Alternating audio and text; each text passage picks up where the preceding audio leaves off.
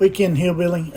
Just going to work on part 2 of this, the sensor that we set up. And so we'll just extend the functionality of the sensor that we created and we set up. And I thought rather than reading the title page there and listen to me talk that you might want to see my face for whatever reason. I don't know why, but anyway, so we'll jump right into this. We're going to look at reading the sensor data, and then we're going to look at reacting or making maybe automation tasks based on reading sensor data, sensor values. And so making kind of home automation or automation tasks, right? So based on a certain sensor reading, we're gonna look at another component, maybe make a relay open and close, or we're gonna do some other tasks, and so in a sense automation. So let's jump right into it, and we're gonna go over to the Adafruit.com page, and then we're going to click on the I/O tab at the top of the page there, and then we're going to go to the quick disclaimer: electricity is dangerous. Handle and perform electrical connections with great care, especially higher household electricity. Keep in mind also that Wippersnapper is in beta and may not work as expected. Use of these ideas should not be tried in critical applications or where potential damage may occur. Applications, open wire electrical heaters, sump pump applications where the home or property may become flooded, and other ideas like that. Just be mindful and use with common sense and use with your own judgment. Have fun. Okay, we're on the Adafruit website on their I/O page, and then we can go at the very top there. You see actions. We're going to go to actions, and then we're going to go to the reactive actions, which says so you can tell it what to send, and you can fill this out, and it was going to send you a email that says, hey, the temperature of this device has exceeded or is below this threshold, and just kind of an alert. It'll also allow you to do an SMS, so it would send you a text message too. It would also, to the phone that is your phone or that is registered in the account. So, and then here's a copy of the message that it sent me. So one more thing, a fun thing, is we can go to if this then that, IFTTT.com. And this is another way of really kind of doing some fun things. And this is also a paid service should you want to. They do have a free service.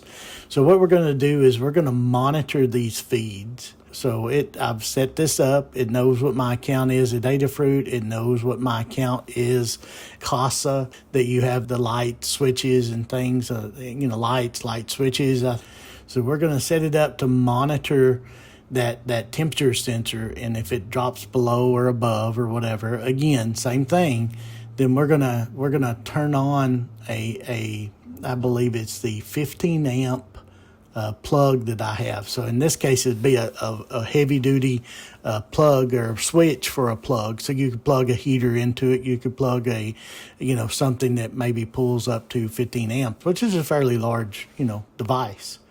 And then so we click finish there, and then so that's up and running. And should your temperature drop below or above, then it would power that device. You could also set it up to maybe turn on lights and stuff like that. I think one other important thing to note is, when you turn something off, don't forget that you have to also set up a action or reaction to turn it off. That's equally important there. So you'd say turn on something at, say, 75 degrees. If it went above 75 degrees, and turn it on, and then you'd say, okay, I'm going to turn it off above or below, say, 70 degrees or something like that. So give it a little bit of a threshold there to work with, 5 degrees or set up some limits there that make sense to you. So another fun project here is, hey, let's set up a relay, a power relay. So let's say that you wanted to do something with a pump or something like that. Maybe you wanted to watch a soil sensor and see, hey, if the soil sensor was out of range, then it would actually turn this relay on, and you could have the relay set to maybe power a pump. So it could be like a little irrigation pump or something like that. So along with this, I'm kind of showing you what to buy. So you could buy the power relay from Adafruit, and then you could buy a ESP8266 Feather. It's another development board. This is a Wi-Fi capable board.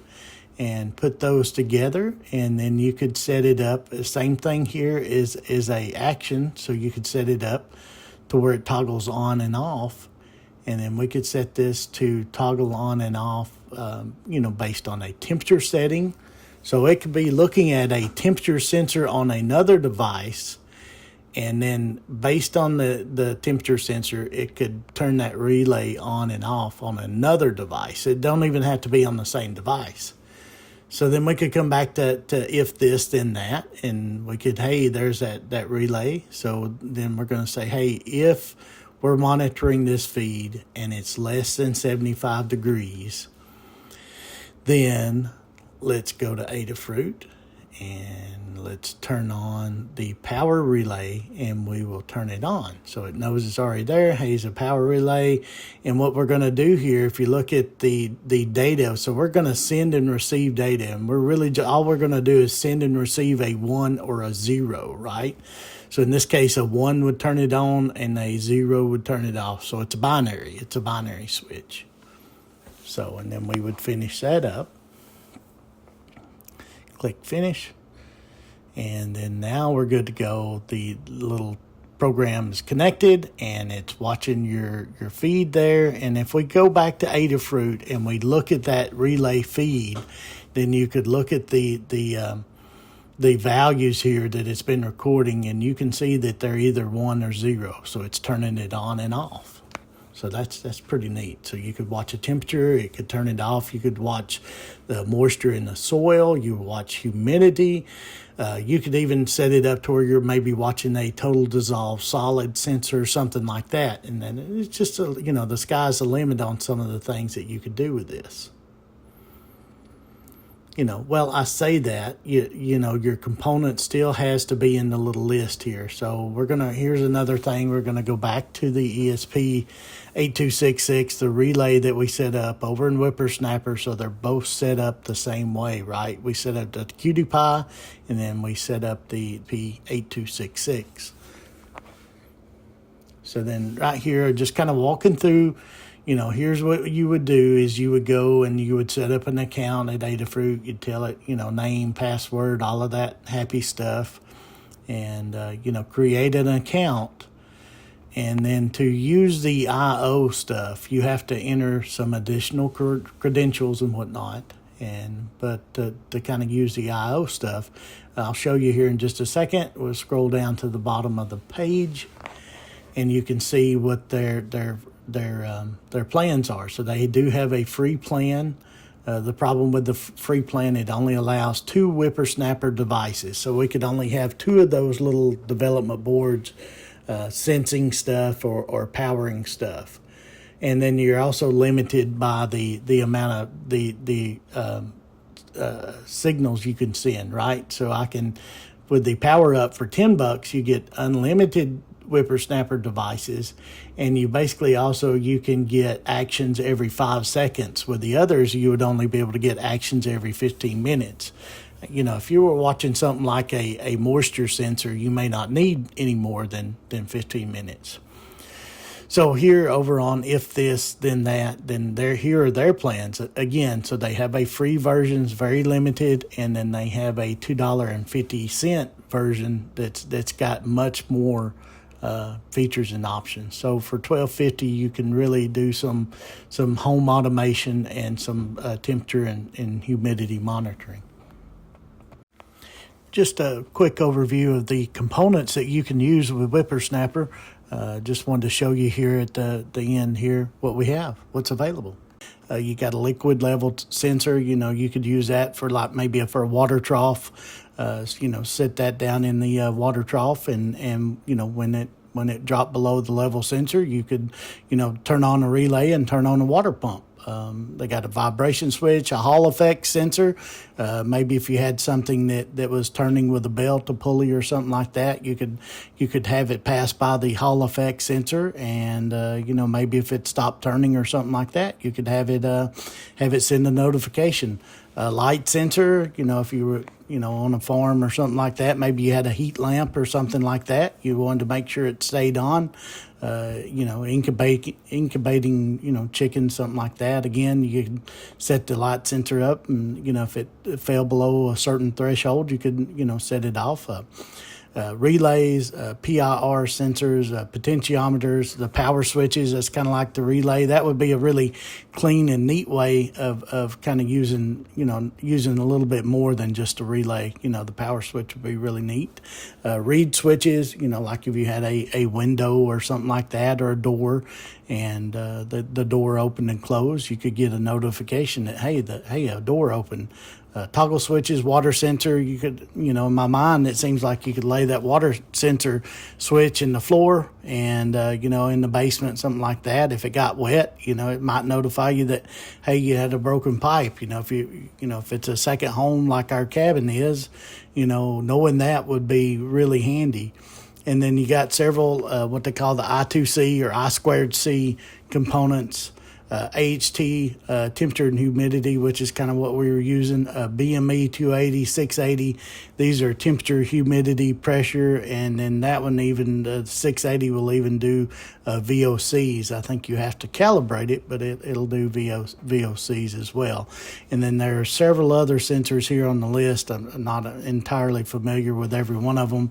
The SHT 40, 45. Some of these have higher or lower precision to them as far as temperature and humidity measurement, and then there's the soil sensor there too. So the sky's really kind of the limit with this, and so, or really, the only thing probably holding your back is your imagination. Sometimes that holds me back, and no shame there.